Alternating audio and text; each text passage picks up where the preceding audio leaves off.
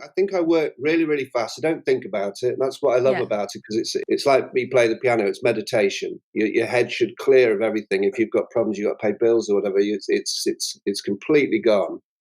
But the process of, I'm rambling now, but the process of writing songs is, the music I find really easy, but the words I can be singing 50 times, one take or one sentence, and then you're pulling your nails out. It's and then you think, but it's good enough and you want to carry on and do it. So I rarely get to that phase where I think, oh, fuck it, I'm not going to do that. Yeah. So I do push through, and that's where the hard work is, I think. The only bit of hard work. The rest of it's pleasure. Hello, and welcome to episode 39 of Attention Engineer.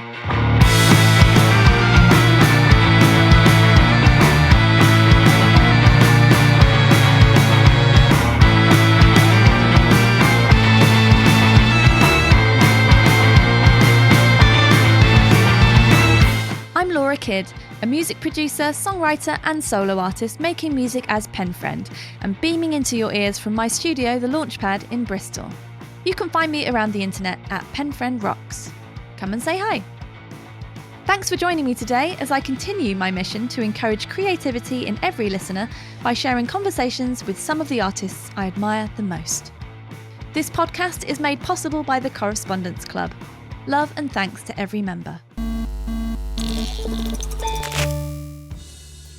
From the freshly decorated surroundings of the Launchpad, hello to you, and thanks for tuning in. My loft window is open, the birds are singing, and nearby a neighbour is mowing their lawn. How lovely. I'm very pleased to bring you this new conversation, recorded just a few days ago. I was absolutely delighted to get to support Babybird on tour around the UK in 2018, and of course, exactly as it always happens, there was never really time for a proper chat. You'll hear soon enough how much of an impact Stephen's work has had on me over the years as a songwriter, so suffice to say, this was a dream conversation for me. Million-selling songwriter and cult hero Stephen Jones has spent the last decade reconnecting with his DIY roots, exploring new styles and approaches with self-recorded and self-released music. Independence has allowed him to dig deeper creatively, taking more risks without having to worry about commercial expectations. These projects also breathed new life into his band Babybird, reborn in 2015 as a completely self-sufficient musical enterprise. Along with the gold discs, millions of sales, a string of top 40 hits, 2 Brit Award nominations, critical acclaim and a dedicated cult following, Babybird has also survived the curse and repercussions of a smash hit single, cringe-inducing endorsements from members of the royal family, issues with record labels, huge changes in the music industry, and even a heart attack. Stephen Jones remains dedicated to his cause and has recently been making some of the best music of his career, over 20 years after his commercial peak. Meanwhile, people are still listening to albums such as Ugly Beautiful and the fan favourite There's Something Going On, decades after their release. Long considered to be one of the most gifted and underrated songwriters in British music, he's one of a group of artists who have inspired me greatly over the years. We talked about the importance of making music that's for you first, the strange and inappropriate uses of You're Gorgeous in pop culture from Prince William to Barack Obama, how Bandcamp is the best internet version of DIY, and the awkward glamour and excitement of making $1 million music video with Hollywood royalty. I'm delighted to say we have another sponsor today, so massive thanks to James Everett for supporting the making of this episode with his contribution. This show is ad-free on purpose, but I do welcome sponsorship from listeners, and there are a few ways of getting involved, detailed over at penfriend.rocks/sponsorship. Thank you, James. Right, here's my conversation with Stephen Jones. I don't do Zoom or anything. I think all my business is done on phone calls. So yeah, I really don't like the Zoom thing. I don't know why. It's not like I hate my face or anything, but I just find it to be a bit like we never used to have to talk to each other face to face all the time. Phones are fine. Yeah, no, totally. You feel like you're focused on that little circle on the top of your computer. Have you ever kept a track of how many bajillion press phone call things you did in the days of doing those things internet? No, I probably regret that because I listen to a lot of diaries. I listen to Michael Palin's diaries and various people, and I really wish I'd done that, but I haven't. I've just got the big yellow box of magazines and newspapers, and that's it. In terms of doing, I've got the odd cassette. It's all on cassette. So if I've done a Mark Radcliffe thing or a Johnny Walker, it's on cassette and it'll have a date. But the way I keep things and the way I work is so fast. I just shove it in a box and it's gone, and I'll find it, in 3 or 4 years. So it's odd. I regret that, definitely. Do you keep a diary? No, that's what I was saying. No, I don't. I really wish that I'd done that. Yeah. Because I think as you get older, you really would like to go back and pinpoint, those various things. I kept a diary when I was about 6 years old because we went to New Zealand on a boat. So we went all the way to New Zealand. So I kept a diary, but it's just pictures of Daffy Duck and that's so Walt cute. Disney character. Yeah, but that's it. There's a few words that I've scrawled, but there's no information. They're just stupid cartoons. You ever thought of publishing that and making a big deal? This obviously will ruin it, but in the run up, just be like, never before seen diary of Stephen Jones, and then it's just that. Yeah, no, I've got all that, and I've got this blue book from my school when I was 13, and how appalling I was. It was like 11% in history, and he'll never make anything of anything he ever does. Those kind of comments. And music was probably the worst. Really. The worst I did at school. Yeah, I was forced to do the flute. So. Oh wow! I think an instrument out the side just belittles you in front of your friends. Really, so I'd rather the saxophone or something. But I don't know why I chose the flute. Very weird. Did you choose it then, or were you forced? Because I was forced to play violin. Oh well, violin's brilliant though. Do you still play it? No, but it's a gorgeous instrument, but not when you're 7.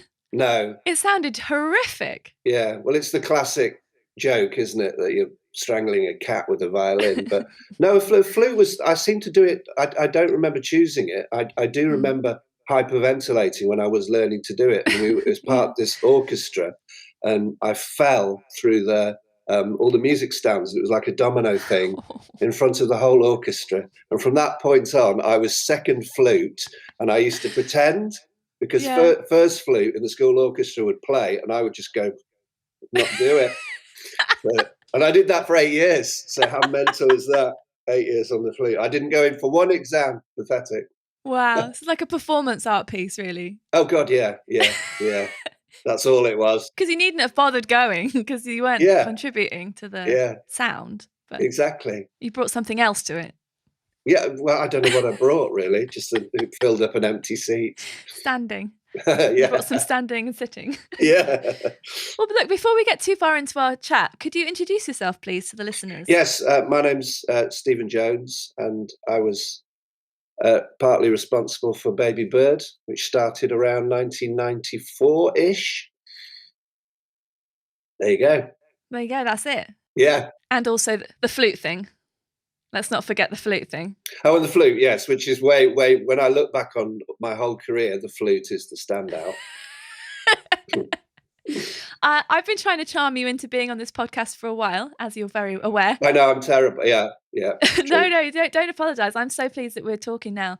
I wanted to tell you why, though, because you might not know why I wanted to talk to you. One of the things is that I find your work ethic just so staggering and so inspiring. Thank you. Because I'm someone who wants to make music for my whole life. Yeah. I've always known that that's what I wanted to do. Yeah. And so when I look at someone like you who has had the sort of success that most artists can only dream of, but despite that has also created a life of making music and gone on from there to create something bigger than that, to me bigger than that. I just find that really inspiring. And you continue to produce album after album, and you're a real grafter, and that's the kind of thing I just really respect in other artists. So that's why I wanted to talk to you. Oh, that's brilliant. That's very kind of you. It's not for you to explain that one song to me, which probably is quite a lot of the reason most people ask you to do things. The flute one? Yeah, the flute one. Yeah. Something about being really pretty. Oh, yes, that's right. You're beautiful. It's been called numerous things. I think that's, can I talk about that? It's really kind of you. And it's like, but the most important thing is that I know, because you say you've loved music forever and that's, you know what you want to do. And that's what I don't think I'm the same. I just think I kind of stumbles through a lot of things. I've always liked music, obviously, ever since I saw Joy Division and even the Bay City Rollers. I knew I liked music, because some people don't. Yeah. Some people don't like music, which I find very odd. But I think the fact is, when I'm 70, 80, I will still be able to sit at a piano, and my attitude hasn't changed. I'm doing it for me first. I'd love people to like it, but you need to make money, and that's all the complicated stuff. But I just know that as I go on, the piano will always be a friend. Straight. And that's how I started when I was really, really young. My dad never forced me to do anything unless he did the flute. Unless I find out he did force me to do that, I don't know. But there was always a piano in the corner of the room, so you would gravitate towards this piece of furniture that made a noise. And I've still got that. I wouldn't be without a piano. I could get rid of everything else in the house, apart from the fridge maybe, and the flute. And I would go to, which I still have actually. And I have a violin, which I still do the kind of Velvet Underground kind of. No, but the Velvet Underground kind of screeching, it's fantastic. Oh, they're great for that. oh yeah, absolutely. So that's it really. So I think my attitude, I think the reason I carry on is because I've been lucky to have had a bit of money to set me up. You need that, if you're going to make a career out of it, you can't be stupid and think, you'd have to do something else. Which I do think, or every time I wake up, I think maybe, it'll all run out and I do have to do something else. But, things keep you going, and that will be the thing. I'm here playing a piece of music, and if it comes out, it does. And if it doesn't, it's the same. Yeah. And so when did the piano become a friend to you first? Oh, well, forever. Well, like I was saying earlier, I went to New Zealand and we came back when I was around 7. So I think the house, my dad plays the piano and he used to play the church organ, and that was incredible. Because the school was huge, and he played this thing and it had huge pipes and everything. It was stunning. So, and he would just play, the Lord's Prayer or something really simple. He wasn't a great musician. And so the piano was there. It was just there. And, my other siblings didn't go towards the piano so much. So I know it depends on your character and makeup. It's not like a thing everyone gravitates toward. But it was just there, so I would plunk on that and, plunk. I wouldn't sleep on it, but I would play it. Yeah, so it's just always been there. I don't think I've been without one, Yeah. We've got one in the kitchen, and I was hoping that that would mean that I would just be able to play it. But it's just it does have books on it quite a lot. But we're trying to keep them off so that we actually play it a bit more. Yeah. So. Well, if you saw my studio, everything is covered, every surface. There's a little sofa in there which is covered in everything. Little bits. Not even music based. Right. I can see your piano in the background there's got stuff on it. Oh, yeah. It's the red one. That's mine. Yeah. That's exactly mine. So I never get to it. Yeah, I'm going through a studio renovation at the moment, which is moving one pile of crap from one place to another and painting the walls behind, and then going, it's okay because eventually it's going to be tidy. But I don't really trust a really tidy studio. I'm not trying to make it so tidy that I can't do stuff in it. As soon as you start doing stuff, it's fucked up, isn't it? So. Yeah. Oh, absolutely. Yeah, I understand. My studio's in the 4th bedroom, and it's known as a hoarder's paradise. Really, it looks like that's the one room where everything gets chucked. Yeah, there's a good quote about how if basically an empty desk is a sign of an empty mind. Yes. This isn't about like Instagram, having a beautiful Instagrammable fucking life, is it? It's like it's about making stuff. So anyway, that could have come out better, but never mind. No. The Instagram life is that. That's a constant. With my kids growing up, that's of course there all the time. I know life has just changed, and if I say anything about that, I become an old person, just like that over a few comments. You can't complain about it, but it's a necessary evil. Well, that's actually one of the reasons for doing this podcast, is because I think people need to know. I mean, because I wish I had known that making stuff is a process. It doesn't just happen. Like music doesn't come out in one big wodge of sound and it's great and brilliant, and then suddenly everyone loves it and gives you loads of money for it. There's a lot of stages in between that, and even just, I don't know, getting over yourself enough to make something is for me a continual process. Yeah. So I was wondering about you, because you create so much music all the time. Do you have any kind of experience of writer's block, the inner critic, that kind of stuff? Are you wrestling with yourself to make music? Yeah, totally critical. I mean, my dad was like that as well. He would criticize everything he did internally.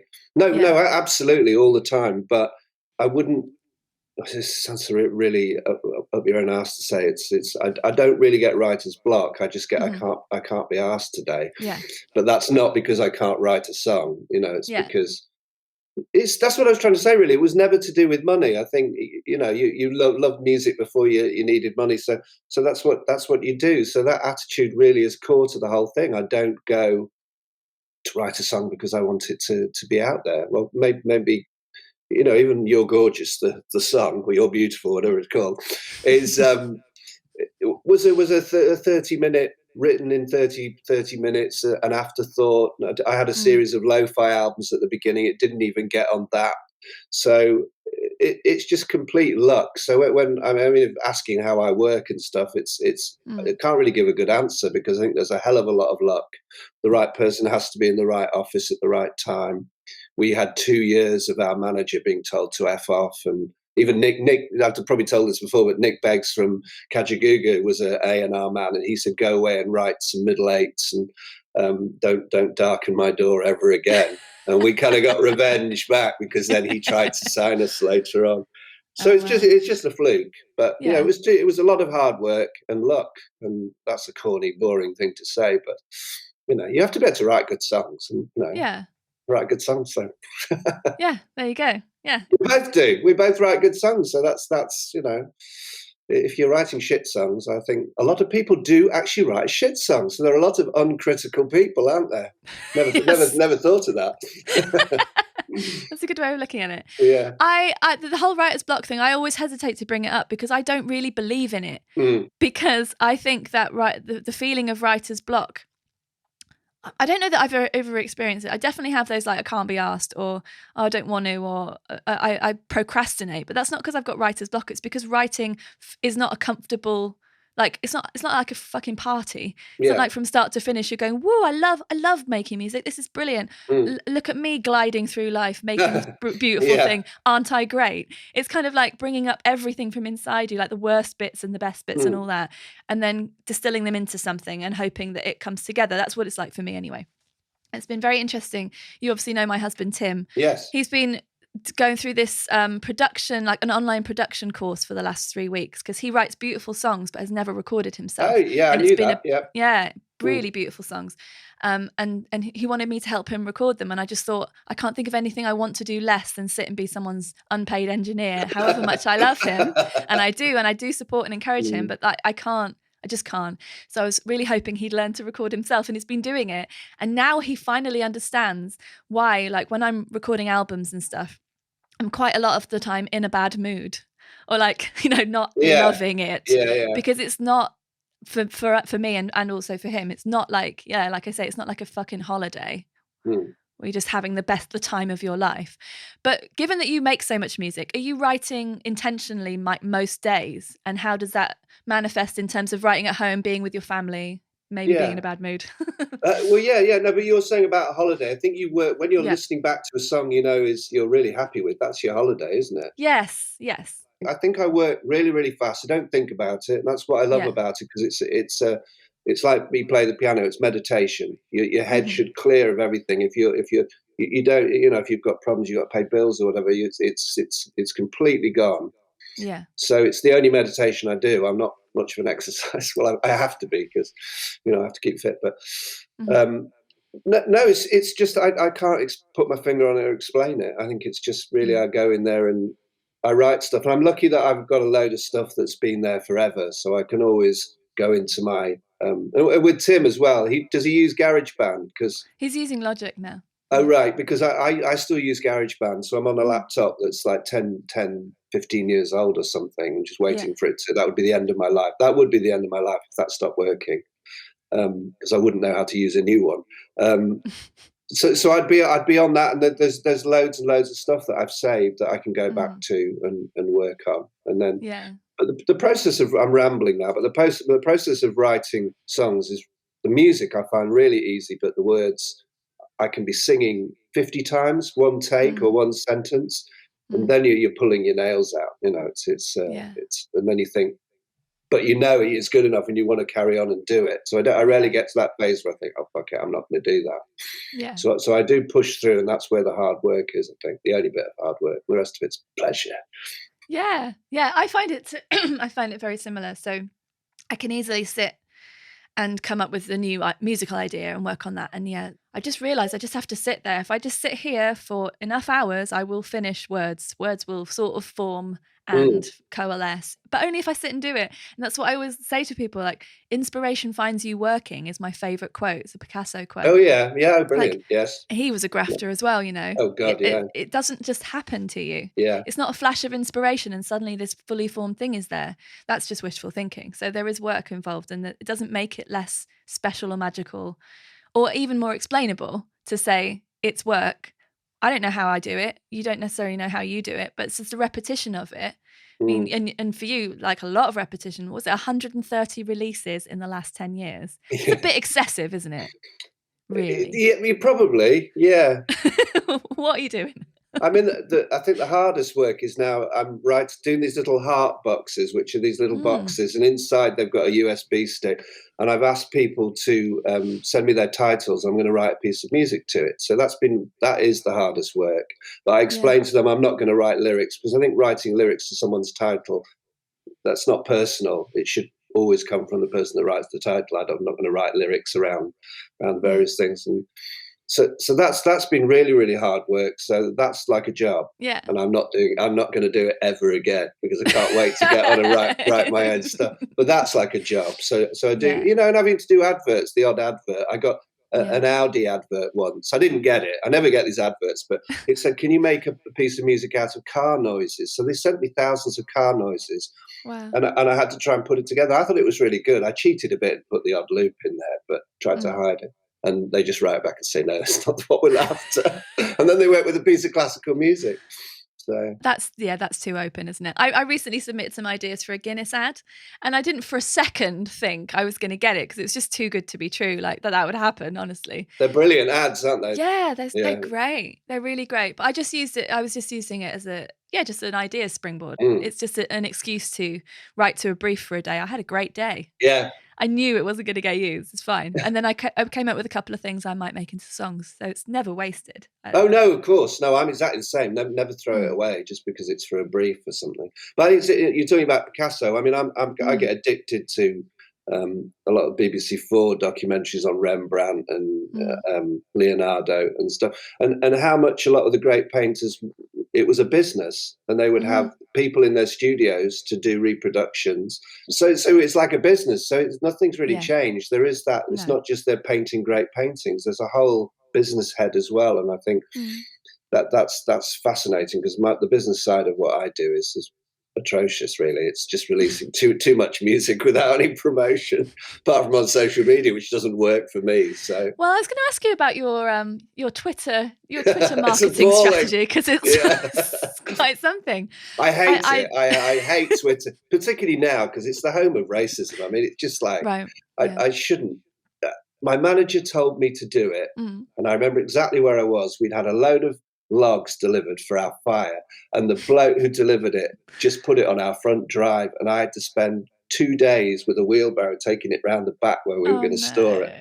But he told me then, this Twitter thing, and obviously I hadn't done it, been around for whatever, but he said you should try it, and I tried it, and from that point in, you're reeled in, and you try and leave it alone. But with everything now, with all the football abuse and stuff that people are getting, I just feel a bit guilty for using it, but I don't use it in the proper way anyway. Well, that's why I was like, I think people probably think I'm really depressed, but I'm not. I'm just trying to wind people up a bit to get a response. I find your Twitter feed hilarious. Oh, okay. It's so funny. It scares people off, but yeah. Perhaps, yeah. I'm obviously joking. I don't think you should have a Twitter strategy. I just think it's fucking brilliant what you're doing, because it's why not? Like it's just chaos on there anyway, so why not just be chaos? That's what I think you are on there. It's kind of wonderful. Well, my kids have more followers on every platform than I do now. So because that's they know how to use it, they're savvy to it, and that's their life. But I just keep having to remind Gabriel, my little boy, I keep having to say to him that if Daddy had this 20 years ago, he would have had millions of followers. Well, that's me being really big-headed, but round, ugly, beautiful, and all that period. Of course. I think I might have had followers. So I say, Daddy's done that. It's finished. I've moved on. Have you ever asked the children to share your music on their platforms to get some sales? Well, my little boy sings. He sings, so he does his own stuff. Oh, cool. Not in a professional way, but he just puts stuff up and he gets likes here and there. And Delphi plays the piano as well, but no, they actually like what I do. They've been to the gigs. A lot of people think, Dad's fucking idiot, but dad dancing and all that crap. But at least I've been on stage and they've seen that maybe I'm a little bit, I do the odd occasional good thing when I'm out of the house on the stage. It must be so strange for kids though to sort of have an idea of their parent as a separate adult person that's not just dad or mum or whatever. Yeah. I always remember, because I've always tried to hone it down, the kind of banter and all the whatever between songs and stuff. But my son just staring at me like in horror at something I just said. And he was right in the front. And I just, that's always in the back of my head that I should just concentrate on singing. That's what people want to hear. But I really struggle with the live element of you being above on a stage and people down below. I find that a real problem, that you get put, the Bono kind of thing where you get put on a pedestal. Yeah. And I'm quite shy really, so it just all comes out in that point. And I've been in theatre groups for 10 years, so I know what performing is, wide eyes and doing all the business, but I just still know that I don't feel comfortable above people, or so I ramble on and I say ridiculous jokes and I swear too much, and that's just nervousness coming out, really exploding. I couldn't tell if it was just your thing, because we did, what was it, 4 or 5 shows together a few years ago. It's become my thing. Yes, clearly. But I definitely got the impression that people were there for all of the stuff. They just want you, so, and whatever you are presenting is what they're there for, and that's fine. Apart from one of the nights, I think it was the London gig, and I was like outside by the merch and whatever. Yeah. And this guy actually just came in to see You're Gorgeous and then went. Oh yeah. And I was like, are you kidding me that you've spent money to just like that? Why wouldn't you think that someone who's created that song that you love so much wouldn't also have lots of great other songs? Like, they don't just have one good one and the rest is shit. So why on earth would you just dip in like that? I found that I've never seen that before. It was really weird to see. It can be seen as a good. I've been talking to a guy who might help me out with some various stuff, because it's just been me for ages. But he's a really good bloke, and he would maybe act as an agent probably and try things. But he says there's such a story to tell, because everyone goes You're Gorgeous and they might not even know the band. If you're in a taxi, they might not even know anything. But that's a lot of power you can use, because there are so many stories that I've done to be utilised, and I think that's what we're going to try and do, just to move that'll always be there. It's not like, oh, he's just written this one song. No, if you know what I mean. No.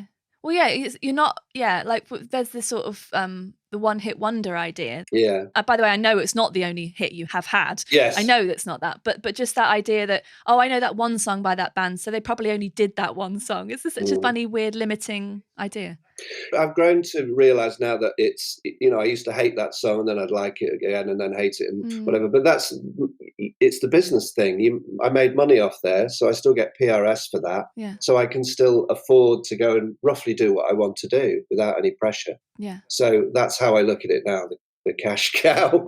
There's lots of other things. There's the F word and various other things that have been used. But I'm so incredibly lucky. I mean, that's just I know most bands starting and trying to get things, it's almost impossible to get off the first step. Yeah. So I'm extremely lucky. It's a very different culture now, in terms of like having one hit that can help you do everything else. Yeah, exactly. But I was going to ask you about your current relationship with that song, because Miles Hunt from the Wonder Stuff talks about being the custodian of the songs that you create.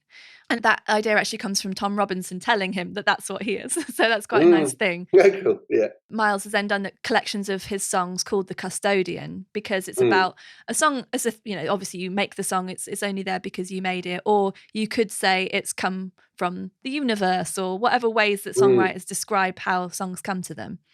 But then, of course, it goes out into the world and it becomes the song that someone plays at their wedding or funeral, or in your case, both, for some reason. Yeah. For that one song has quite a lot of range. Yeah. For some reason. Don't play it at your wedding. That's a bad idea. Exactly. It's ridiculous. So I was just wondering how you feel about it in terms of, like, is it your song? Does it belong to the people? Yeah. Do you hate it currently? Or like, how do you feel about that song right now? Yeah, just avoid doing the R. Kelly thing and saying it's come from God. If you just avoid that, I think I don't understand that. Custodian's weird because I've sold my catalogue, so it's gone back to my publishers, which is a lot of people are doing it. You know, Dylan's doing it. I'm sure he got more than I did, but Custodians, like it's a very I don't know. I'm just thinking of custard creams for some reason when he said that. That sounds nice. No, well, you are, aren't you? But I think possibly having so many songs that I don't even remember. Some guy did a compilation. He sent me 10 compilations of my Black Reindeer and Bandcamp stuff, and I put them on, and it was like listening to a different artist because I didn't remember making a lot of those songs. So yeah. I don't know. I wouldn't use the word custodian. I completely understand what Miles is getting at, and Tom Robinson, etc. But I just think I'm certainly not precious about them at all. I mean, I love listening to them, and I just think that they're stuff I've done. Yeah, so unprofound, isn't it? That's fine. The profundity can come in the songs, can't it? I think it's the obscure songs. There's a song which is called "A Conversation with a Bear About Pain," which is a backward voice that I've done. It sounds like a bear and a man having a conversation. Yeah. Now, it's the most uncommercial piece of music, but you could hear it on a film. It's like a film soundtrack. But it's really, really beautiful. And I have an out-of-body experience with those kind of songs, and I listen to them as though it's not me. But when you put my voice on, you've got an instant connection. And also when I hear my voice back, if I was to listen back to my voice now, when you're talking, it's okay. When you listen back to your voice, you think, oh my God, is that my voice? Everyone thinks that, don't they, if they hear their own voice? Yeah. But when you're singing, it sounds like someone else. So I would say I'm not a custodian of that voice, but it's like being able to step out of yourself and listen to it. And I think if you're producing your own music, then you're two people. And I believe that through life anyway. I believe the little boy that went to New Zealand on a boat isn't really me. It was someone else, or, you know, whatever I've done, or that 1996 You're Gorgeous time. I don't have memories of that really. So that's like another human being. So I think that's the way I do music. I'm step out of myself and go, oh God, that's interesting music. I wonder who that's by. So it's that sort of thing, you know. Yeah. I was listening back to my third album yesterday because it was the 5th anniversary of putting it out. And sometimes you just have to celebrate some shit. Oh, of course, yeah. So I thought, let's celebrate this. And I listened back to it and I just thought, God, I mean, I know it's me. I can hear it's me. So I know it's me. But it's such a different person than I am now. And I'm so glad because she was really very sad and had gone through a lot of awful shit. And it's just nice to see a progression. I like being able to see that things have moved onwards and forwards. So that was really, it was nice, but it was a bit weird. And she makes wars. So do you feel like that's not you? Oh no, I do feel like it's me, but it feels like a me from a long time ago, even though I only ended that 2 years ago. A year and a half ago, something. I just think that we're able to probably, because songs are kind of like snapshots for me, they're snapshots of where I am right at this moment, or not even necessarily me, but it's what I'm thinking about, or the things, whatever's coming out that day. It doesn't define me as a person forever, and that's why I changed my project name, because it's like I don't want to be defined by this one thing. I mean, similarly, you did that with Black Reindeer, and you seem to sometimes want to distance yourself from the Babybird name. And sometimes not. Yeah, it comes back to that. I think the problem with Babybird is it's always Babybird if they do know the band, and Babybird, You're Gorgeous. Yeah, that's the connection that sometimes isn't very useful. Yeah. If it was Babybird who did Unlovable, or you know, that would be a good thing. And distractions come along, but then it always goes back to You're Gorgeous. You know, it's like Prince William was playing it on some news thing. He was like trying to scratch a record or something, you know, like a DJ. But it was actually not that bad. But then it pops up on Barack Obama on Newsnight. So it's like, I know I'm never going to get rid of it. It's going to be there. But it's so inappropriate to play it over Barack Obama. You know, it's not really words that would suit a great man like that. So it's weird how people choose it. But, you know, it keeps getting played, you know, it keeps getting played. So I don't know why I've gone on to that, but that wasn't your question. No, it's interesting. I think it's really interesting because I don't want to, I'm trying to respect the fact that you have this massive amount of other songs you've done. It's just that obviously people listening might only know you for that song, and the reason I want you to be on here talking about other things is because I want them to know you've done other things. There's loads of other things.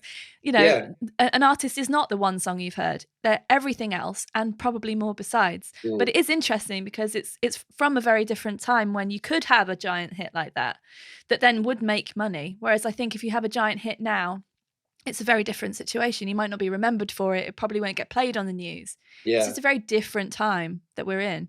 It's true of all artists. I mean, Bruce Springsteen is going to be Born to Run because that's a very misunderstood song. So you could take any big artist. They're always going to be, for the normal man and woman, that will be Bruce Springsteen. Didn't he do Born to Run? So I know on a higher scale, it happens the same. You know, it happened with I mean, Prince is probably a different example because he did so many different things and he got respected for different things. And Bowie. So you create, I guess you do create. It's an old idea to create different, you know, Ziggy Stardust and different things. So it's just a normal thing to do. But mine's on such a tiny scale. It's like, you know, I have a very faithful band of people who are prepared to pay a little bit more if I design the sleeves and I make it for them and I sign it to them and I do artworks for them. That's hard work, but it's like they're engaged in that, and I could always do with more people, but I'm at the point where I can't do anymore. Physically going. We've talked about this about drop and go, going to the post office. I was giving you lots of for people listening. I was trying to give Stephen some advice about drop and go at the Royal Mail post office. Yeah, it really helped. The fact that I didn't have to queue and I could just drop it off. That was such a great feeling. It is really good. I was inspired. That My local post office, right? So we've lived here for about 2.5 years. When we were viewing the house, I actually made a point of going to make sure that the nearby post office would be sufficient for my needs because I do things the same way you do. Yeah. And I actually was like going out of my way to say, oh, hi, good morning, how are you? Which I mean, I would have a chat anyway, but I just knew that we needed to be friends because there was going to be times when I turn up with like 200 things in bags and just dump them by the counter. And they're the ones who said, you should really get a drop and go card because that'll be much easier for both of us. And so I did it. So I'm glad that's working out for you. Oh, I went through horrendous before drop and go of like having to do that, and you're just thinking, oh, right, it's empty. I'll get in there, and then you're there, and you're on your 100th thing that has to be done separately, and then there's a massive queue, and I'm just going bright red. But I've had really good conversations with post people serving. Fantastic. That people's dad was an opera singer in Ukraine. It's like fascinating. But are you in the middle of nowhere? Are you in the totally in the No, we're in no, not at all. No, we're in northwest Bristol in what was a village called Shirehampton, and it says Shirehampton Village. But no, we're completely connected by roads and things to Bristol, and it's just a local post office that is small. And they do drop and go because I fell out with my. I have to go elsewhere because I fell out. I got very angry in the post office because it says drop and go, but they weren't prepared to do it. Some of them don't want to do it. So you have to do it after work. So I had a bit of a shouting match. I've never been back. I had that problem in my last place, and I would just drive to different ones and just do like different jobs. And the same thing as you, like if one person came in and there was a queue of one person, I would just start apologizing. I just feel so bad about it. But really, we're like, it's just a service we're paying for. Like, we need to get the stuff to the people somehow. That's how it happens. Yeah, absolutely. Might not sound glamorous, but sorry, you know, the record gets put in the envelope by someone, and in this case, it's me or you, isn't it? So yeah, there is hard work there. Having to before drop and go. The last thing on this fascinating subject is that if there were queues, I would like take 10 to one post office, be too embarrassed, go to another one, give them 10 because I was embarrassed to do that many. Yeah. But the bane of my life now is customs. Yes, you have to write them out. You have to write them out in capital letters, and it takes forever. And I can't remember what writing's like. I don't write. I think I that's the only writing I do probably. Yeah, just signing the odd signature. But Brexit has been a nightmare for us in terms of like delivering stuff. It's really, really bad. So, pain in the ass. Anyway, pain in the ass. That wasn't on the side of the bus, was it? No. Musicians, you'll get to write lots of labels out now. Yay. Great. Exactly. On the subject of being misunderstood or having songs misunderstood, does that bother you at this time in your life? Because we've alluded to the fact that You're Gorgeous obviously has been incredibly misunderstood and used in really strange, different ways. I think the Bruce Springsteen thing made me feel better on a huge scale that was used as a pro-army song when it's quite clearly not. So you hear lots of, probably every Bob Dylan song has been misconstrued by someone, you know. It's like if you go back to the 60s. No, I think probably in 97 or 98 people would come up. One girl actually came up to me and she just sung me the verses to make a point that she understood it. That's one of the only rare times after a gig. That's one of the rare times someone got it. But no, you get invites. But can you come and play at our wedding? Just an acoustic guitar, and they're very, very instructional. They tell you we'll give you 50 quid to come along and play on a guitar. And you just write back and say, no, I need 100,000. So you just put them up. And then you get rid of them. But if you're going to ask for You're Gorgeous to be played at your wedding, you know, if it's a pointing song like a lot are, you don't want to be pointed at and said You're Gorgeous because it's a loosely sarcastic comment. Yeah, I've always been anti-male on a huge scale ever since I went to college in Nottingham. Gangs of men, you know, in wandering around when I was like a young 20 years old or something. So I've always hated that side of men. So, and that was the reason for writing that song. You know, I'm never going to be asked to, like the song says, lie on a bonnet of a car in Speedos and sell a product, am I? It's just not going to happen. So that's all that song was about. And I thought it's quite basic, really. I think if you really have a look at it. But a pop song is the chorus, you know. If you can hear the chorus and the drums in your car when you're driving, that's apparently all that's needed, I was told by a producer. Yeah. Way back. Maybe a bit of bass so you can follow the tune. So that's it. Well, it definitely works for that song, doesn't it? I think all the songs I've written no, some of the really serious ones are the ones that get people, you know, when we do gigs like Back Together, it's like there's no irony in there. That's very strong. Or Bad Old Man, you know, it's an out and out political with a little P song, which should hit people in the chest, really. Yeah. So if I hadn't written songs like that, or if I'd written You're Beautiful or You're Pretty, then I would be in trouble if I was Marty Pellow.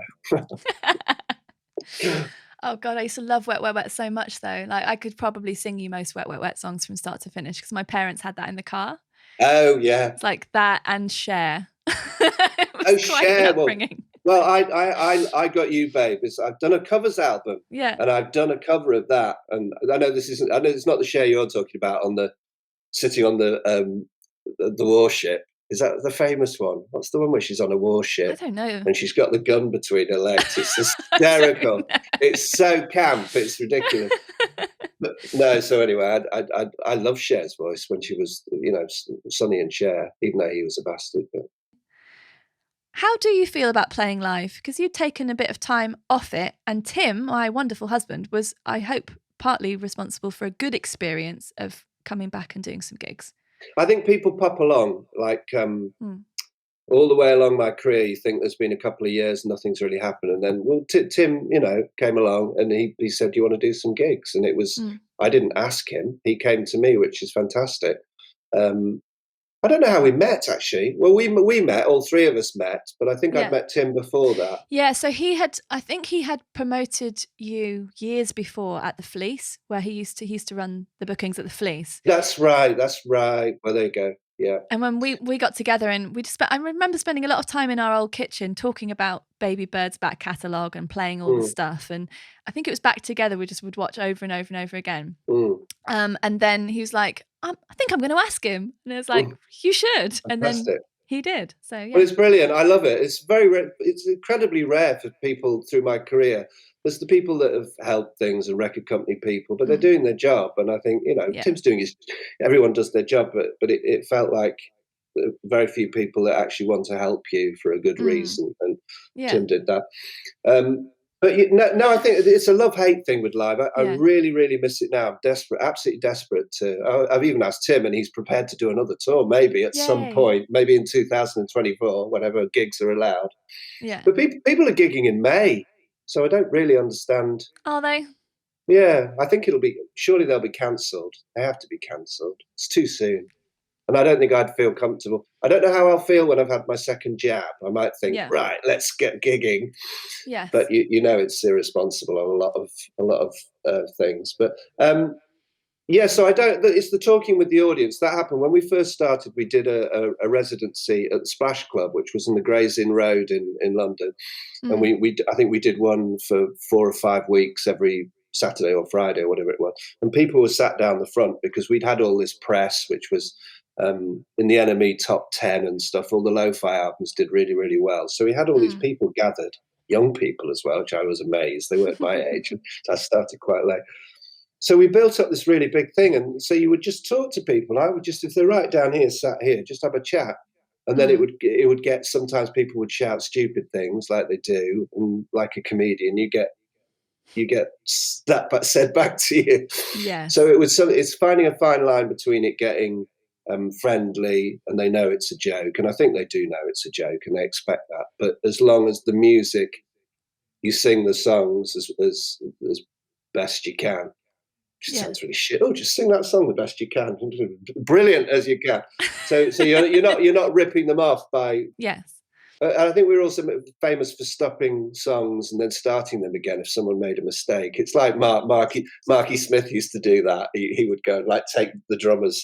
It's the instruments away. He'd take a cymbal away and then a drum away if he was pissed off with it. We never got to that point, but I think so. That's my love-hate thing. And obviously, if your voice cracks during I just hate that so much. I just feel like I'm ripping people off if I can't sing the big high notes. And of course, a lot of Babybird stuff is tearing your throat out. Even now, I can feel sore throaty, just psychologically. Yeah. So it's fantastic. But now there's been a gap. I can't think of any better way than doing gigs now, just to kind of celebrate. Yeah. It would mean much, much more, I think, after everything that everyone's gone through. Yeah, I think so too. I think that it's good that people are being positive and trying to plan stuff. So I'm not dissing anyone who wants to play gigs in May. I think that's wonderful. I hope they can happen. I hope that can happen safely. I hope that if they're not going to be safe, someone, i.e. the government, will take responsibility for stopping them. And then we'll also support the venues who need to keep going in some way, because the venues are in this really awkward position and have been from the start. So I do want to stay hopeful about gigs and stuff, but I'm finding it hard personally because I haven't had any jabs at all yet because I'm so very young. So I have to wait. Anyway. Well, I've only had mine earlier because of my heart, because I had a heart attack. So, that's the reason I had it, but I'm probably old enough to have it anyway at some point. But it's good. You get good stories like the Deaf Institute got rescued recently. It was probably a year ago. I'm going to find it very hard when things are, inverted commas, okay again, whenever that is. Yeah. I'm going to find it very hard to go from this state where I feel safe and like I'm controlling my environment. I've chosen not to do any gigs even if they're offered to me. I've chosen this and that and the other thing so that I am safe and my family are safe. And like you were saying, aren't we lucky we can still keep making music and stuff? So I'm not reliant on a job where I have to go somewhere. So I do appreciate that stuff. But like I'm going to find it very hard to integrate back into inverted commas normal life because I'm super jumpy. If someone comes close to me, I'm just like jumping across the road to get away. Yeah. At the moment. I'm totally the same as you. But I've had my first jab, and it does. Because you've waited so long, I would always the person that would go onto the road and let people pass. Yeah. Particularly if it's like 3 people, they don't know what single file is. This sounds like a real grumpy old man thing now. But now I will stay on the pavement. So I'm not. I think why not? And as soon as I get my second jab, my life has to change in some way. But I'm not going to be doing anything irresponsible because, like you, I do feel like because I'm older than you that I might lose 2 years of my life, and when I get to my age, I kind of want to travel. I really miss doing city breaks, and I'm lucky enough. I know most people can't. But then you think of people that are on their own, and my parents. My dad's very very ill with Parkinson's and cancer as well, and I haven't seen them since the beginning because they've been isolating, and it's a just weird, and the juxtaposition of these people that it's not that hard to isolate. I mean, hopefully it will end soon because it has been a long time. But very long time. Yeah. I don't think you're not being told to, I think in New Zealand, weren't they told to stay in their houses and maybe just go onto the front to do exercise? We've never had that. We've never been told, unless you're told to isolate, we've never been told we can't go around the block. Yeah. So I'm lucky I have a family, you have Tim and your dog, and there's something, and I do think of the people that are in without a garden and just like on their own, and it must just be I really absolutely horrendous. So, and I don't know why these people that are breaking the rules, they don't even think beyond their own noses. Exactly, and that's what frustrates me about it so much. Yeah, because I've found this incredibly difficult, but I also know that I'm not in as difficult a position as you say, many other people. So, we just all have to try and get through this, and we do have to understand that we are together, whether we like it or not. We're together with these people who disagree with us, unfortunately. So we need to find a way to navigate that. And Twitter's probably not the best place for it, if we're honest. But no, I think about that every day, about trying to just come off that. It's an addiction. It's a total addiction. And it's you just want to have a little look, Yeah, and especially as musicians who want to share the things we do, there's because there's the slightest possibility that someone might click on the thing that you're sharing, and it's tiny. And if you look at the stats of it, it doesn't happen very much. Yeah, so you can spend quite a lot of time like sharing stuff, and then have a look and go, oh, 2 people clicked that thing. So was my time actually best spent doing that, or should I just be writing a song right now? Yeah. I mean, Cal Newport writes really well about this stuff. If you've ever read any of his books, I mention him quite a lot because he just sums it up so well. I can't remember the phrase he uses, but just the idea that because there's possibly a benefit to using something, we spend hours on the fucking thing. There's possibly a benefit to having your music on Facebook or Instagram, whatever. Let's spend hours and get really good at using that platform. But actually, that's not the thing that's encouraging people to listen. That's not how they're finding you. Yeah. But so coming from a system that you were in before, where artists had very little control, if not no control over, communicating with fans. Yeah. What's been the effect of the internet on your music career over time? Well, it happened before. That's what's really odd, telling people that when did mobile phones even come into existence? I might have even been at 1996. It was probably before all that. I think it's quite interesting because, with Twitter and stuff, I know what you're up to musically. Yes, of course. Because you do good music posts, but I do silly things. I know that if I do music things, I think I would get more people interested. I know that in the back of my head. Don't make a political comment, Stephen. It's a bad idea. People don't like that. So, yeah, you wouldn't know anything. You would have to phone someone up, probably on a landline. So you ring your record company up, or obviously use your computer. But I don't know. And you'd never get any fan feedback, would you? Or did you used to get letters or anything? Yeah, oh God, yes. I think it's probably genuine back then. You get a genuine Babybird fan or whoever. But now a lot of people follow you just because they're interested. You put a cat picture up or something, so you don't know if they're Babybird fans. So it's very often you'd go maybe days without hearing from your manager, but now you hear things all the time from whoever, and the communication's really quick and any time of the day. I think there's something kind of good about how the communication is cheap, by which I mean it's like a cheap cost to the person. So someone can very quickly and easily say, I really love your song, Stephen, on Twitter, or I fucking hate you, what are you doing? To anyone as well. So that because it's it's quite frictionless.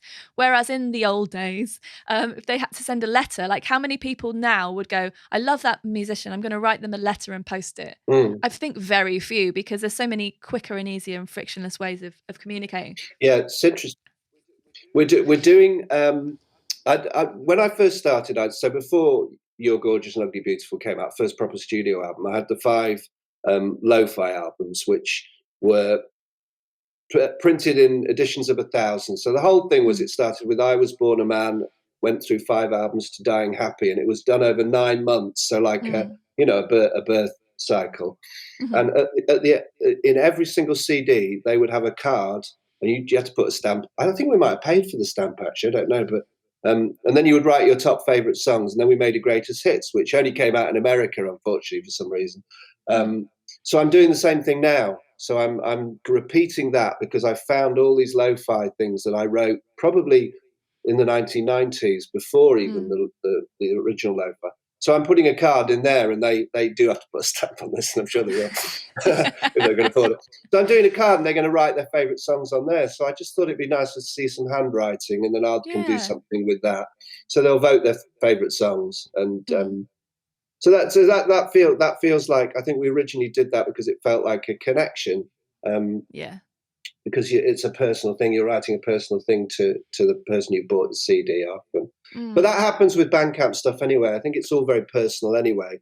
I think most of the stuff I will write their name on whatever it is, and I give them little gifts and stuff. So until you ask me that question, I think yes, that personal thing is there, which doesn't exist in the influences of Instagram and all that kind of rubbish. Yeah. But I don't get a lot of hate on Twitter or Instagram. That's quite good.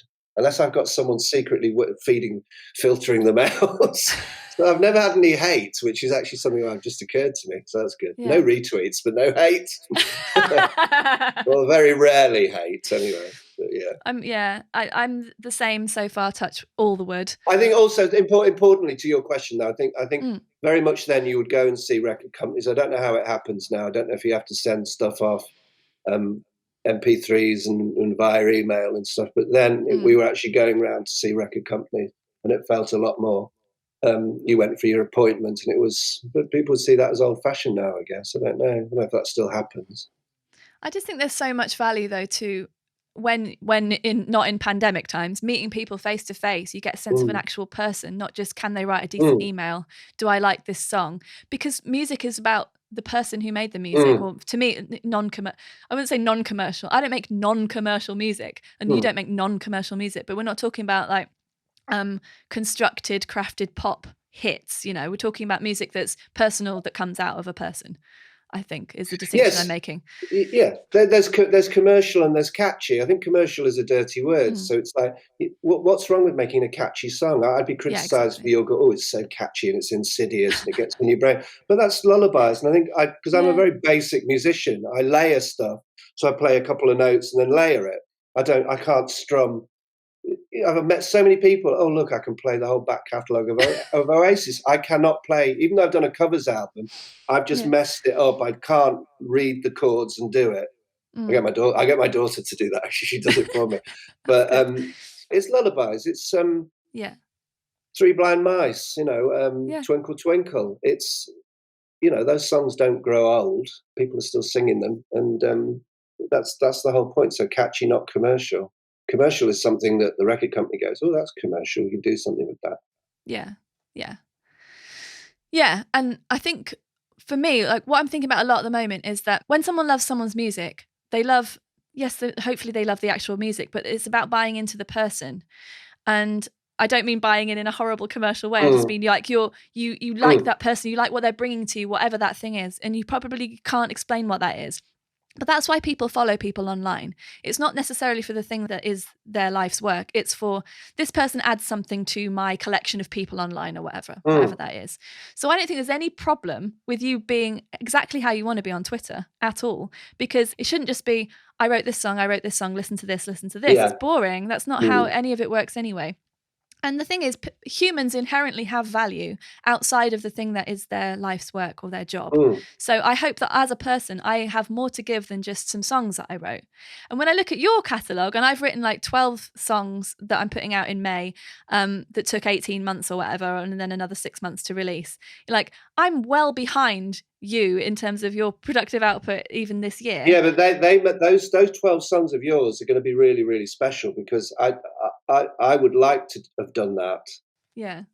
It's I think maybe because I started in music a lot older, I feel like I want to do things fast. Right, okay. But especially your sleeves as well that have a theme. It's the same kind of designer, isn't it? I mean, do you do the sleeves? No. But that's the kind of thing he's saying about buying into. That's the kind of thing that grabs people's attention. And I would say you were doing it properly.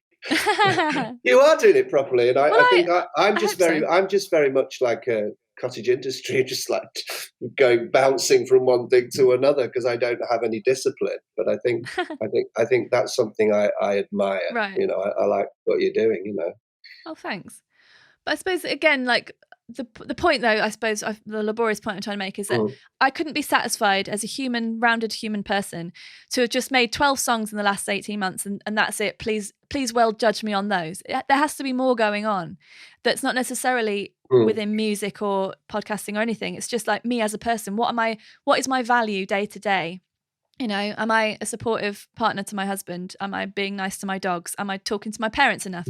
Am I reading novels to expand my mind? Am I trying to learn about this and that and the other thing? It's not just about the things that we produce, you know, that the people see. Do you pressure yourself a lot? Do I pressure myself? Yeah. Did you say? You've done a whole list of things. Do you feel like a big weight? I don't think so, no. I try to make sure that there's like more going on in my life than is this song gonna do something for me in my life, you know. Whereas maybe in my 20s, maybe I thought like at some point I'll get to a point where the world will tell me I am good at this in some way, which is such a pointless thing. But then we are all, I think a lot of musicians, even now, even though the ways of producing stuff and releasing it has been changed for a long time, I think that there's still this thing of like you're trying to copy what the big boys are doing. So like the big bands have press and pluggers and this and that and the other thing. So we should all just copy that. We should emulate that because then we will be like them and we will be successful.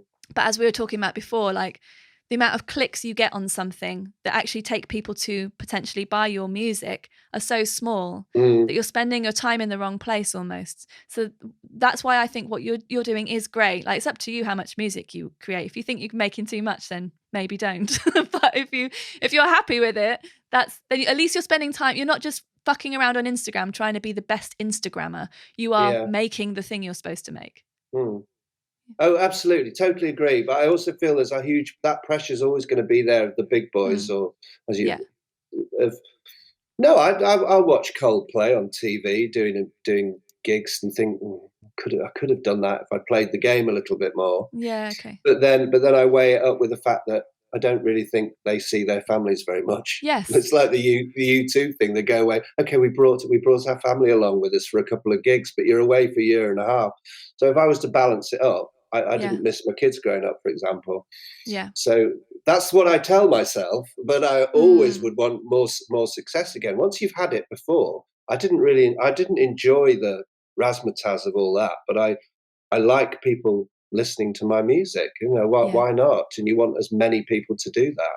Yeah, of course. But you do hit a ceiling where you get to that. No, not a ceiling, but you get to that point where it's fodder, like Ariana Grande or something. I just think it's become something else, and it's all tied in with social media, and it's all the pop acts. It's like it's just mushy. And I know with things that are overproduced as well. If I listen to a Wham album when Careless Whisper and stuff, and I like some of that stuff sometimes, but you listen to it a couple of times, and there's something about it, like a taste of something, which irritates you because it's so kind of round and polished. Yeah. There's no connection there. There's no kind of grit. Or I'm talking about pop now, not talking about music I like, but something like that.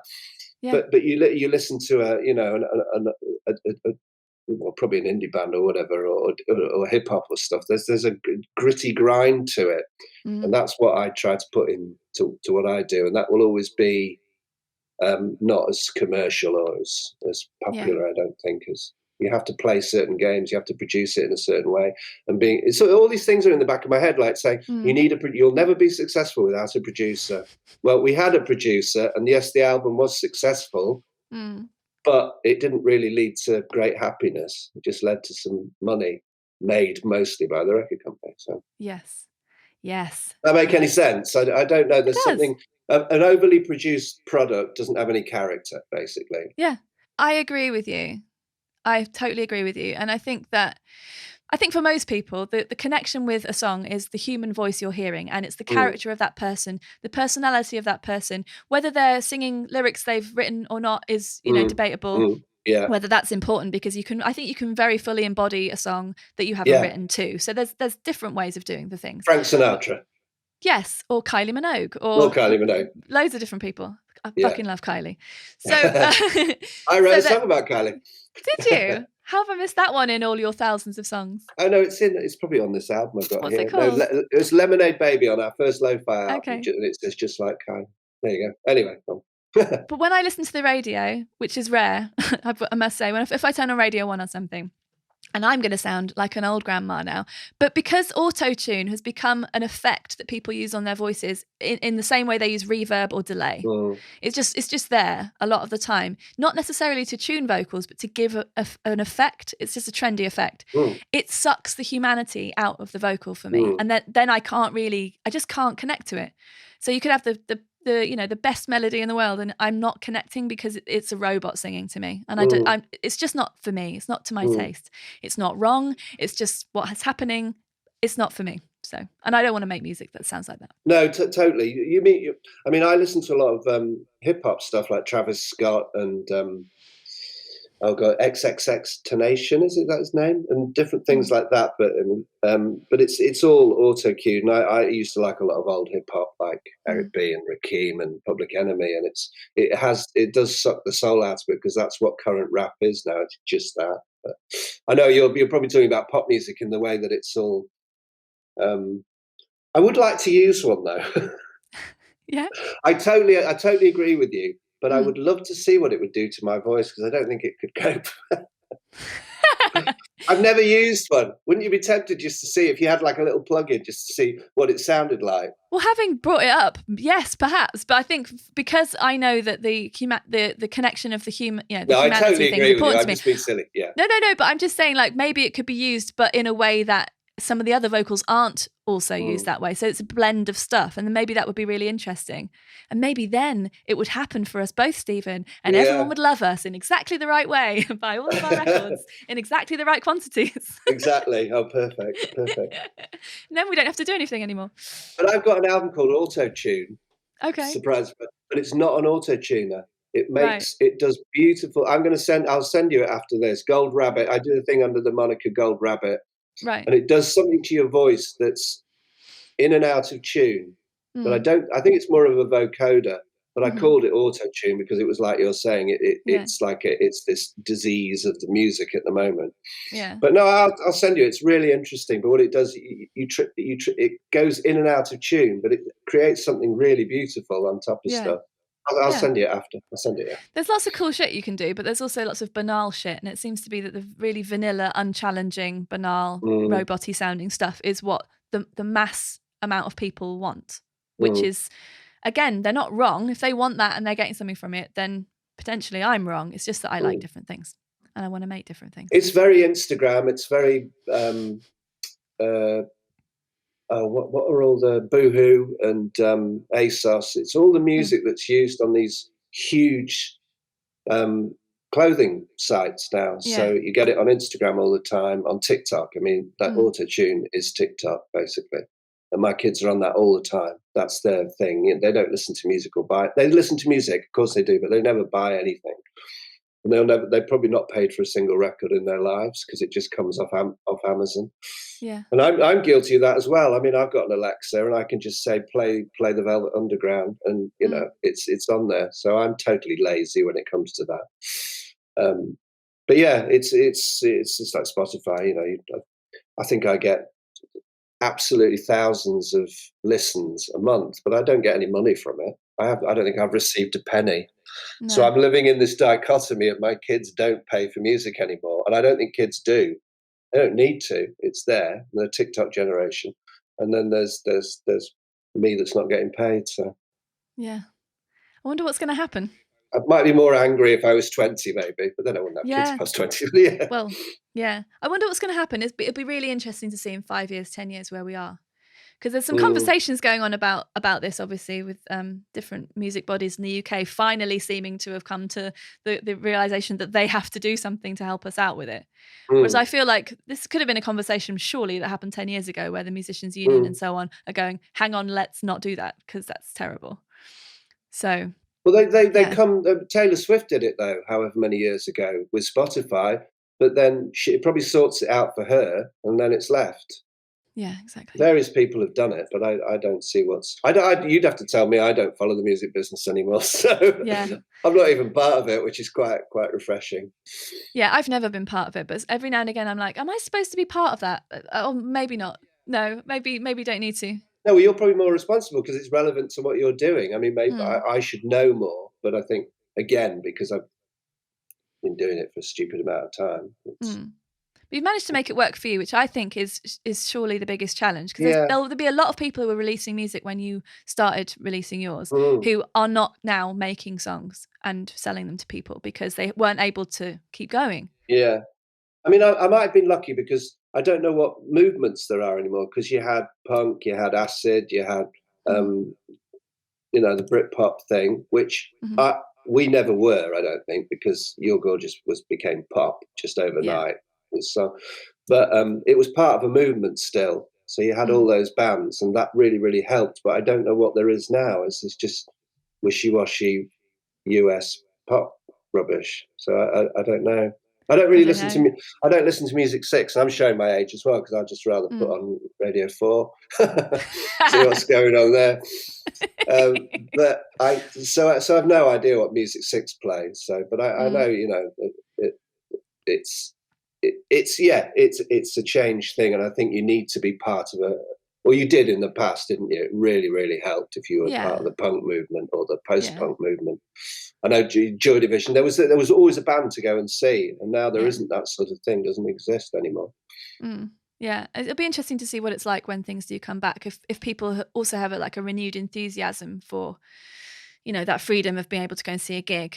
But we joke in this house often about how, when gigs are back, maybe wait 6 months a year so that people can get all of their talking out before you come and perform in the same room, because everyone will be very excited to be out and having a drink and seeing their friends, and that's cool and all, but I don't really want to be the wallpaper in that situation, because it's hard. Totally. It's really hard. I feel really nervous about it as well. I feel exactly what you were saying earlier. I totally feel that fact that you are kind of in cotton wool a bit, and it's I go out, I don't stay in the house. I need to go to shops and stuff, but it's still weird. Got to go down the post office, haven't you? Yes, but I don't have to queue. Look, I yesterday got in touch with you and I asked you to choose 3 pieces of your work to recommend to people listening. And I'm really interested to know which ones you chose and what were your parameters for those.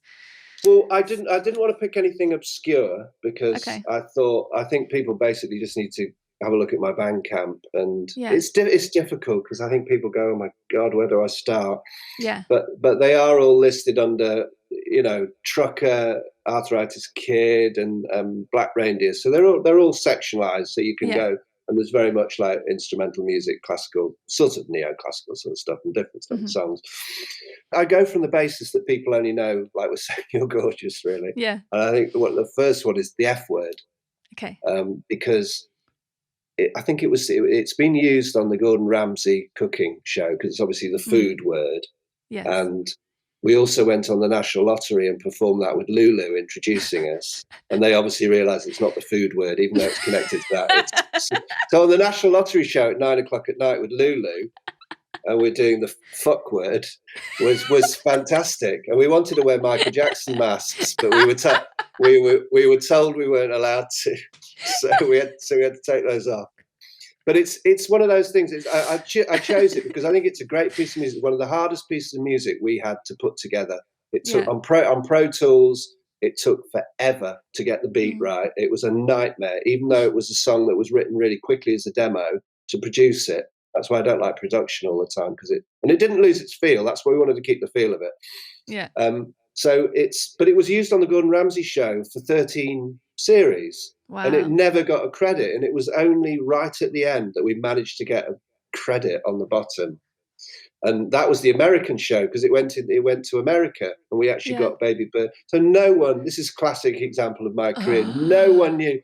And it was used, Gordon was there and he was putting on his stuff, and it was all really integral. He was throwing knives at things. It was all really integral to the title music. And then it was all the way through the show as well. So it was like a big thing. We were so lucky to get that, but it was never mentioned. That's bonkers. How? Whose fault's that? That's silly. I don't know. So it's just down to me. I'd be speaking. No one will know, but I'll just be speaking to someone and say, "Oh, you know the F word." No, not blow my own trumpet, but we have this song, and say, "Oh, was that you?" So that's been the catchphrase. Yeah. I think "Oh, was that you?" I think that's the biggest the sentence that's been said to me mostly. "You're gorgeous, really? You wrote that?" Yeah. The lady in my local bakery shop recognised me from that in a big store. She said, I was going in to get a sausage roll before I got a bit ill, but I went in, it was full of people, and she had one of those paper hats on. It's before COVID, and she just shouted, "Your Babybird," in front of this thing, and I just went bright red and left the store straight away. But she was in her 70s. It was like fantastic. But I've since been in there to speak to her, so she's a lovely lady. But there you go. So anyway, the F Word is yes. I think it's a good way. It's off Bugged as well, which I think is my favourite album of the studio albums. I think it's got some fantastic big ballads on it, and The Way You Are and Stuff We Do Live. So yeah, that's one. And Unlovable, just because that's a good way for people to get into Babybird. I'll be shamelessly commercial and say that. Shall I talk about it? Do I need to? Go for it. Well, it's a song that was written with Johnny Depp, which people probably don't even know that, you see. Johnny Depp was you? Yeah, that was me. No, Johnny Depp was a great thing because he came along at the right time. Like I said before, that things have always come along, like Tim coming along. My Johnny Depp. After years in the desert of tumbleweed, then Tim comes into your life. So anyway, Johnny just suddenly became a fan, and I went to meet him, and we got a friendship from that. I'd seen The Libertine, which I think is Johnny Depp's best film. I think it's brilliant. At the beginning, he moves in and out. He's talking to the camera, and it's a classic case of a film that was binned by the film company because it was seen as a bit too unusual. So they didn't really promote it. So I understood that straight away from my stuff. So he moves in and out of the shadows, and it's a beautiful effect. So you can see his face, and then he moves out and he's gone. And it's beautiful lighting. So we chose that as an idea for it. This is after he played guitar on it in LA, and he put me in touch with Bruce, they were in a band together called The Kids with a Z at the end in LA, in Florida, when they were 17. So he put me in touch with Bruce, and then Bruce produced 2 albums, and then Johnny played on a couple of songs and did a video, which cost a fortune, and had a juice bar, and all these people on that he always works with. He says, "Oh, when we do other films, we don't get a juice bar, so you're very special." Because you were paying. No, I wasn't. He paid. No. Oh, no way. Oh, it was a gift. A gift from Johnny. That's so nice. Something like $1 million, if I'm I'm guessing. That might be a figure. I'm not sure that's not true, but normally it's the label, isn't it? That's the thing. Normally the label's like putting on lavish things, and then you realise you're paying later. Yeah. Yes. So that's nice. It's the other way around. No, exactly. Yeah. But this is like, as ever self-defacing as I can be, it's like the whole process was like, I had a phone call with Johnny, and he was saying, I think we want to take this Ambrose Bierce story where you're a soldier from 1860. So he wanted me to dress up as a soldier. I was kind of biting my tongue. Oh, right, okay, I'll go with that then. So I was portly. I had like a waistcoat. I looked like a portly gentleman in it. And I was dyeing my hair as well, because my hair wasn't white then, but it was like I dyed it, and it was like out of a packet, and it came out orange. So if you watch the video, the colour bits, I'm very, very orange, and just incredibly embarrassing. And a lot of the water scenes in it, I had to wear this really weird wetsuit, which had a little hole there so you could go to the toilet. So I've got these pictures of me in this wetsuit. It looks like a deflated Michelin Man. It's hysterical. So all this, and then you have to. Anyway, you can see it on YouTube, but the whole thing is hanging and shooting. So it was in that commercial word again. It was incredibly uncommercial. It was his gift. He wanted to do it. So it did fuck all for my career, except a lot of people have watched it. Yeah. But then YouTube and Google and all the powers that be wouldn't play it. They wouldn't premiere it because it had shooting and hanging in it, even though he survives from that. Or does he survive? That's the twist. You see. But and I'm in front of Stephen Graham, acting in front of Stephen Graham, and I've done a bit of theatre in my time, but not proper acting. And it's like, there's Stephen Graham, and I'm having to. And my face is all. I can feel it all going like this, and I can't control myself. I'm trying to just look at him like this without like twitching madly or something. So the whole experience was brilliant, but it's a classic example of a lot of money being spent on something, it being really good fun, it being an art piece almost. There's a 9-minute version of it, but commercially nothing. So that's the story of my life, and it's good to look back on that and laugh at that, really. But a great song, you know. We do that live, and it's how lucky am I to have had that experience, you know? It's really incredible. cool, yeah. And there's a lot more stories like that. I bet. But yes. So do you want me to tell you the third one? Yes, please. I can tell you. I'm going on a bit. No, it's fine. No, there's I did a whole lot of songs. I think I've sent them to Tim, and I don't know if you heard them, but it was a King of Nothing thing, and I've released it quite a few times on my Bandcamp. But there's a song from that called Feel, which is like 6 minutes long, and it kind of, I love songs that start from silence almost, so it's like a tiny little noise that goes up like waves all the way to the top, like My Way by Frank Sinatra. If you listen to that, I mean, that just goes all the way to the top. And there's a Travis song as well that does that, and it's just extraordinary. One of their first singles is just amazing. So I kind of took that idea and did that with this, and you can get it on the Bandcamp, on my Bandcamp site. And it's just a big epic. It's almost James Bondy in a. I don't like James Bond, but in a kind of, it has an epicness to it, but it also has the words kind of rip you apart as well. I hope it's like you're being lyrically stabbed in a nice way, if that's possible. maybe a lyrical tattoo. I don't know, something that's not going to hurt you.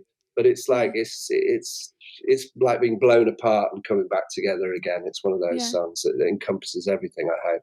But it's part of a load of demos I did, about 35 demos that I've released in different ways, and they've been on a few vinyls and stuff. But it's the one album that I really want to do justice to and do it properly, and maybe do it through Bandcamp on their vinyl thing. Yeah. And actually have it there, because I'm playing a lot more vinyl at the moment, and I'm just even on this £50 thing that bump jumps all over the place. There's just something really nice about putting it on and hoping it won't jump, and just listening to it, taking 20 minutes, you know, of time to meditate again, like playing at the piano. I just think it's something I've tried to do. I've got one of those Himalayan rock salt things with some lemongrass on, and you just smell that, and it's as close to being a hippie as I've ever been.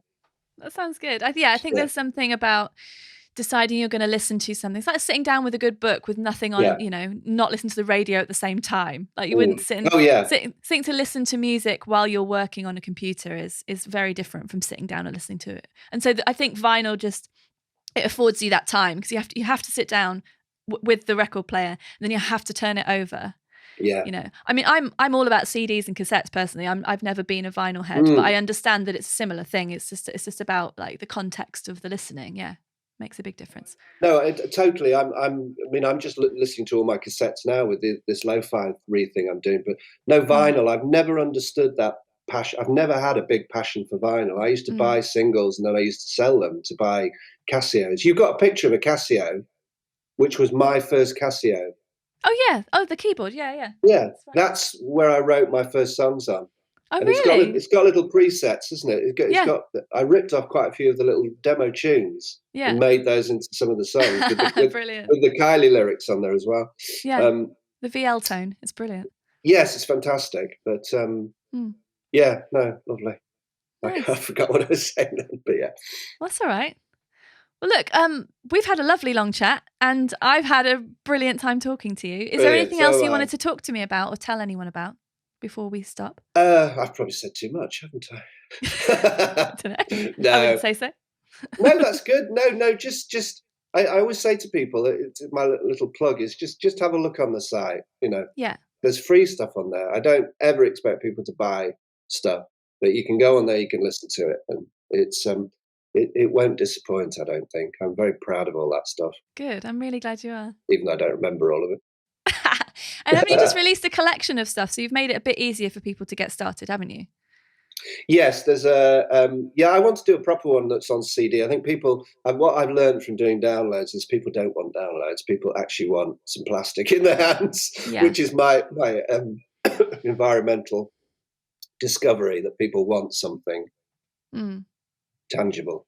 So I think it's that thing. Then you can have that listening experience, can't you? Because the Bandcamp app is actually great on your phone. So if anyone's listening and they're like, "Oh, I've bought stuff on Bandcamp, but I don't know how to listen to it," there's an app. You can also download it and put it in iTunes or whatever. But it's really good. It is brilliant. Yeah. For if you're driving around and stuff. But yeah, I think people just isn't it lovely that they want to pay you for something because they want to listen to your music with a bit more concentration? Yeah, that's a gift, isn't it? No, I love it. No, that's really, really good. And they stick with it. They've stuck with it for 10 years or however long I've been doing it. So, good. But it's a good tool. It's a bit like when punk started. It's not quite the same, but it's the internet version of DIY, and it's really, really useful. Yeah. Good. What's your next creative adventure? Well, I'm doing these little. I know this is all on the radio, but these are the little boxes I'm doing. Lovely. And it's like the heart a little boxes. Babybird heart on it. Can you see that? Oh, yeah. So it's a wooden box with a wooden heart. Yes, which is going to irritate people because it's a USB, because it's not an actual CD, but I'm putting a CD in with it. But yeah, so that's, I've got to finish that. And it's, as you imagine, it's 60 pieces of music I've got to do. I thought, because I charged quite a lot of money for it, because I'm writing them a song, and I'd researched that if you want Elton to write you a song, it's $1 million or something mental. Right. So mine's nothing like that. But it's 60 pieces of music, and I thought when I put it up, I just did it in a limited edition of 5 as a niche thing, and it went mental more than my other stuff. So it was. I thought, right, I'll put another 5 on, another 5. Oh my God, I've got to write 20 pieces of music. Then it was 30 pieces, so I stopped it at 60. So I've got to write those music, and I'm not taking old songs. I promise. I'm using all newly orchestrated music. That's really exciting. Yeah, I think some of the titles have been really, really good, but one of them, which is called "Stuart Has a Small Willy." I'm not joking. I have to write a piece of music to that. And you're not tempted to do lyrics for that one? Just that one? I've got to button my lip. But I mean, he's put a big backstory to it, which is nothing to do with willies. But so I've got to go away and write a song like that. And then another one is for a 9-year-old who likes robots. So it's been quite stretching. That's really sweet. Yeah, that's sweet. Well, thank you so much for talking to me. This has been lovely. Yeah, it's been a real pleasure. Lovely. I can't tell you how much it means to me that Stephen agreed to be my guest, and what a wonderful chat. Head on over to penfriend.rocks/Stephen with a PH now to dip your toe into his musical world. You won't regret it. While you're on my website, you can also find links to pre-order my new album Exotic Monsters, which is coming out on the 21st of May, very soon. And if you'd like to join James Everett as a podcast sponsor, you'd be very welcome indeed, and all the information is right there on the site. Thanks again to James for supporting this episode. I make this podcast for you, so I always love to hear what you've enjoyed. A really great way of telling me and helping the podcast reach the ears of more people in need of some creative pep is to leave a review and a rating on Apple Podcasts. Attention Engineer is taking a little break now, but I'll be back in a few weeks with a very special one-off episode, and then back again properly in June to bring you more conversations with some of my favourite creative people from around the planet. Thanks so much for listening today. Take good care, and I'll catch you again soon.